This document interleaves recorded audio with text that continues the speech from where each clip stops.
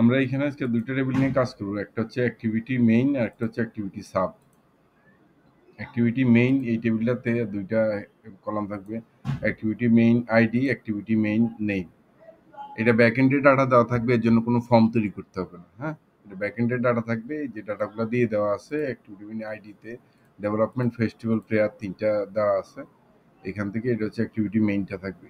আর activity sub এই ফর্মটা আমরা তৈরি করব।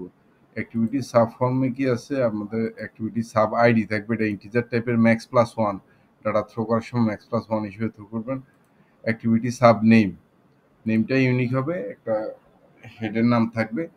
আর হচ্ছে অ্যাক্টিভিটি মেইন আইডি, মেইন আইডিটা আসবে করতে, এই আইডিটা আসবে অ্যাক্টিভিটি মেইন থেকে।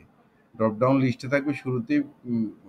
ফর্মটা তিনটা কলামের, তো ফর্মের প্রথমেই থাকবে অ্যাক্টিভিটি মেইন অ্যাক্টিভিটি, এখানে ড্রপডাউন লিস্টে দিয়ে দিবেন, এখানে এই জিনিসগুলো আসবে, এই জিনিসগুলো থেকে যে কোনো একটা চুজ করবে।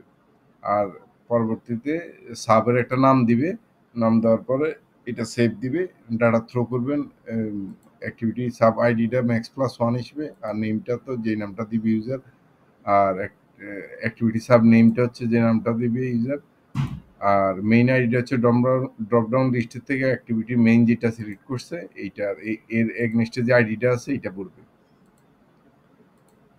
এটা হচ্ছে এই থাকবে। আর এন্ট্রি বাই এন্ট্রি ডেট তো সার্ভার ডেট করবে বাই ডিফল্ট। আর পিসিআইডিটা ঠিক করে ফেলবেন যে মেশিন থেকে এন্ট্রি দিচ্ছে তার ম্যাক অ্যাড্রেসটা। হ্যাঁ, আমার মেশিন থেকে এন্ট্রি দিলে আমার ম্যাক অ্যাড্রেসটা করবে।